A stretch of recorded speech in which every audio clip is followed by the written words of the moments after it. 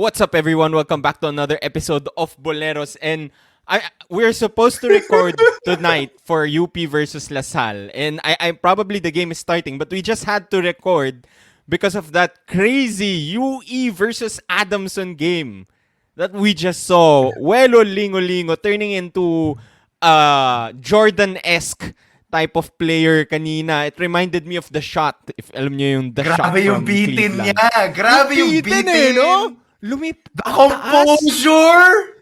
Tapos may double pump pa. Oh my God, that was crazy. Gab, take us through that game. That was a crazy game. But obviously, that was the highlight. Pero talk us through that game.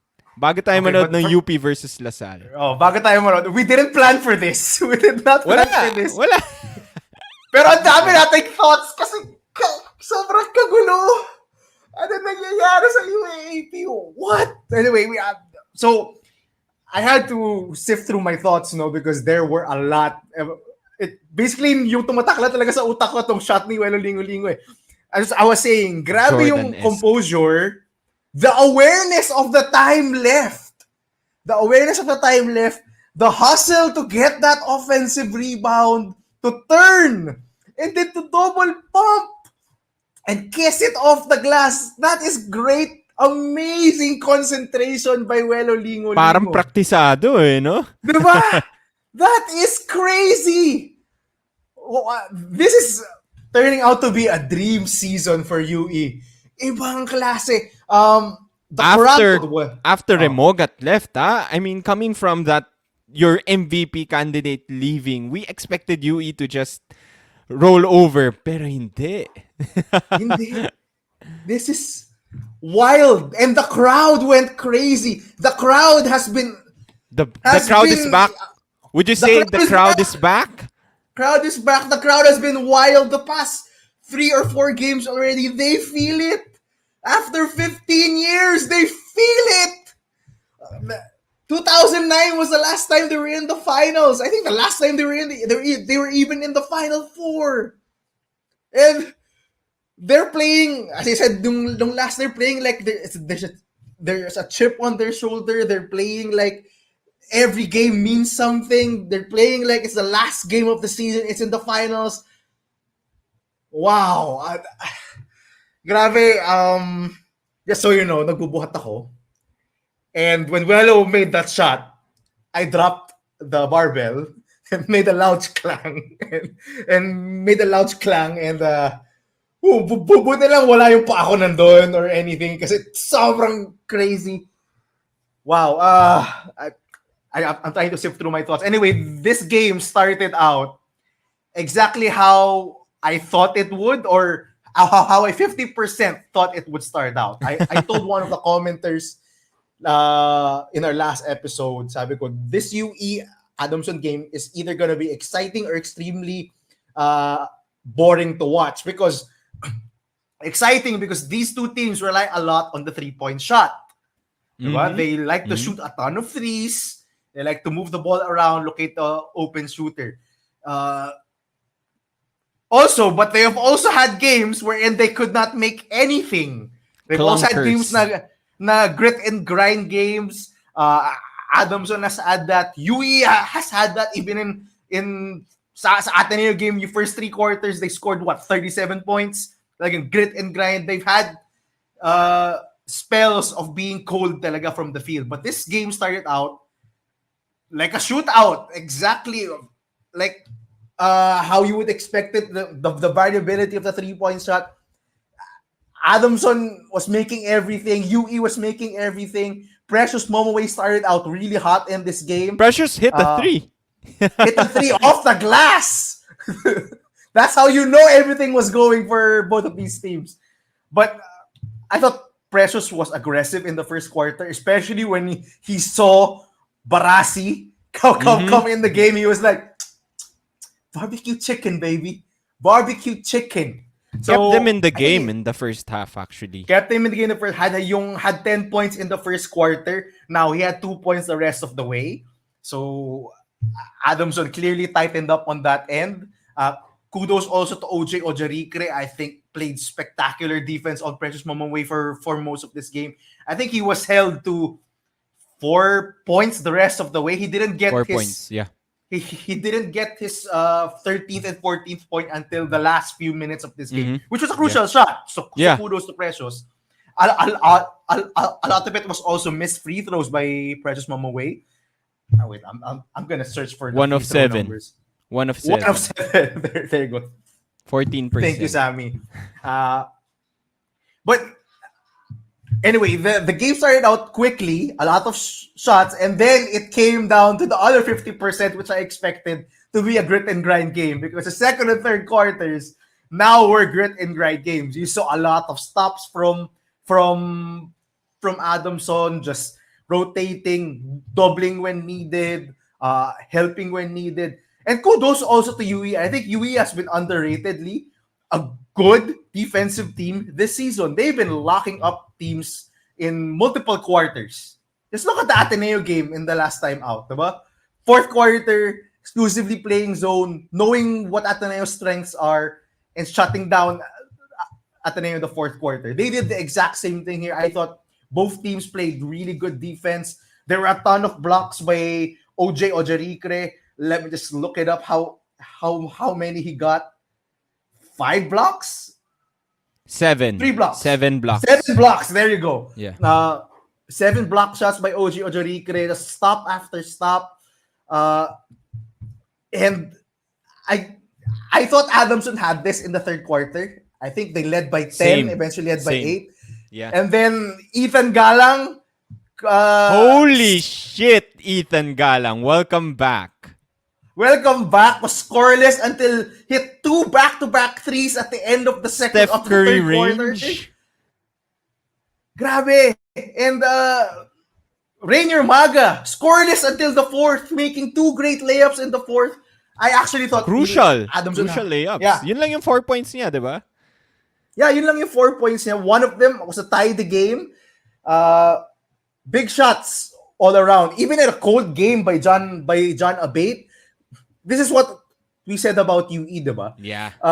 What's good about UE is they get contribution from anywhere on their team. Every single one of their rotation players can contribute at any time. It's not just John Abate. It's not just Welo Lingolingo. It not can just be si Momoe. Rainier Maga.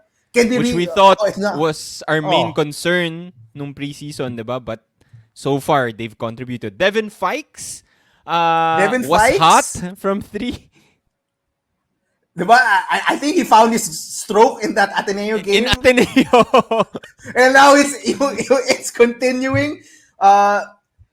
Just great. And then for Adamson's side, I thought they had this. I thought they really had it, especially when Monty Montebon hit that layup. Back-to-back then- shots. Yung And then fade hit away a niya. 3.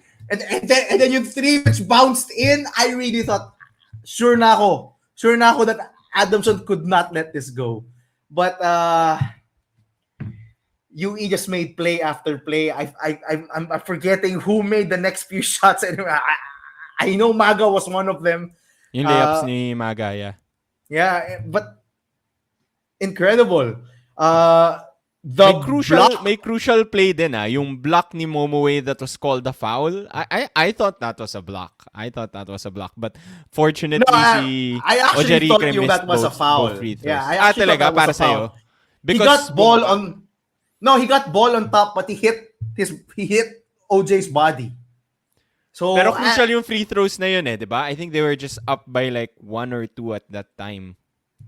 And then he missed Adamson both was free up throws. 1, I think. Adamson was up 1, yeah. 1. OJ was fouled, and he's just like Precious. Sabi siguro, I was for sure Precious was gonna be called for a tech. Oo nga. Could have happened. I mean, if there's ever a technical for complaining or overreaction to a call, that's it.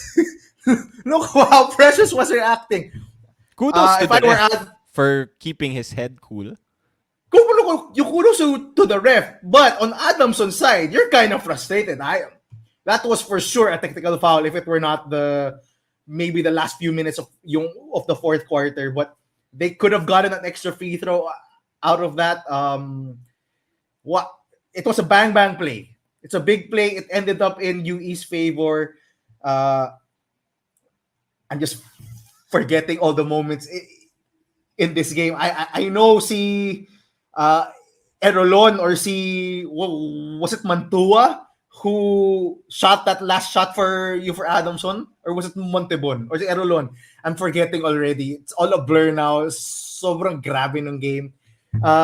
The play was going nowhere actually in the last play by UE. By UE, Si yeah. Nico Molintapang was trying to create plays, was trying to get picks from Precious, but nothing was really going. Um, and he shot a fadeaway, didn't go in. I forgot who missed that box out on Lingolingo, but that really hurt Adamson. And yun, that play we just described happened. I think turnovers really killed Adamson in this game. I thought they made some very crucial turnovers that hurt them, which has been the story for Adamson actually those season. Ayan, 17 turnovers. So I think that if they did not commit those 17 turnovers, they could have uh, grabbed this game. But wow, UE is in solo third, Sam. Maui UE was is in right. solo In the third. power rankings, UE deserves to be number 3. And by the way, good thing that you mentioned that, because if LaSalle loses tonight, I think UE might go up to number 2, They're hindi ba? Kasi they beat LaSalle. they're number 2. They're number 2 if LaSalle loses. If you told me this during the preseason, I would have never believed you. UE potentially being number 2 after the first round. There's another thing I wanted to say. I know I sort of shit on Mario Barasi a while ago when I said that Press Way did lick his chops when he saw Mario Barasi. He actually did a pretty good job the rest of the way. In the third quarter and even in the fourth, Mario Barasi forced Precious into a couple of turnovers and missed shots, being disciplined on the defensive end. I thought uh, he played really well on defensive end against Precious, which caused Precious to take some tough shots, make some tough turnovers. On Adamson's side, Montebon, I thought was gonna be the Take UE over. killer, the UE killer again. Yeah, just those two shots I thought were really big, but didn't go his way. Nakabawi ang UE sa Adamson. Yeah, Diba? I was gonna say, Last nakabawi from last season, season. Monty beat them with a buzzer beater from the corner, and now Lingolingo comes back and beats them again. Grabe, grabe. And this Sammy, could be crucial. This could be anything else? crucial, 'di ba? This win was very crucial kasi possibly silang maglalaban for that final 3 and 4 slots sa Final Four, 'di ba? I mean, right now it seems like it's really UST, UE and Adamson who will be battling it out dun sa 2 more spots. UE might get a twice to beat. We don't know, but anyway, this is a crucial win just in case whatever happens in the second round, there's a tiebreaker. UE now has a win over Adamson. That's what's important here. I do want to bring up then like another play and why I really thought Adamson was going to win. Remember, after that foul on Precious Momoe, yung tinawagan siyang foul kay Ojerikre, I think right after that, if I'm not mistaken, Adamson played good defense. They forced a 24-second shot clock. Si Manzano blocked Momoe. I was like, oh, GG na. Wala na. Oh yeah, I remember that. That was such a great Very defensive good defense play. by Manzano. Cedric. Yeah. So sabi ko, wala na to. This was a really crazy game. Yeah, I really just wanted to point out yung next man up mentality of UE. You mentioned it, but if you think about it, Abate had 2 points. Tingnan mo yung box score. Abate had 2 points. Si Maga had 4 points. Pero they were able to eke out this win or will this team to win everybody else. Si Precious Momoe has been diving, playing almost the entire game, and in the fourth quarter, makita mo he dives for loose balls. They really want to win this UE team. So kudos to them. We did not see this coming, pero UE seems to be legit. Kung di pa kayo naniniwala So sa Sam, UE, UE Swak is Success legit. Supply. Is UE a title contender? Swak! Swak na! Swak na yan. I changed my mind. Swak na yan, 100%. Title contender. Let's go. Let's go. Ako rin, if they play like this, if they play with this much heart, I'm swat. I think they could contend for the title. I really think they do. It's just the team effort talaga. The team effort, the defense. I like that they're playing defense. I like that they're contributing and they're locking down teams on the defensive end. That is what's really impressive to me. And who knows, man? This is crazy. It's almost time for the LaSalle UP game, and we have to watch we it. have to But go. we just wanted to come on here for a quick bit because, grabe. I cannot. I can't even remember. I have to rewatch this game because it's all a blur now. Because It's a rewatchable. Yeah. Worth it's so rewatching. rewatchable. The game was so tight the whole way. Big shots by both teams. Incredible way to end the first round, and we're not yet even done. I hope this LaSalle UP game gives us another exciting finish because, grabe, that is peak UAAP Appetizer pa lang basketball. yun. Ang saya pala ni Coach Jack after the game. He was so happy. He was celebrating with the crowd. I love the atmosphere. Congrats to Coach Jack and to the UE Red Warriors. And a good game by Adamson, by the way. But yeah, I guess that's it for this quick episode, this recording. We will see you again later after the UP LaSalle game. Ano man mangyari, whether it's a tight game or a lopsided game, we'll talk about it later. That's it for today. Like, comment, subscribe. See you.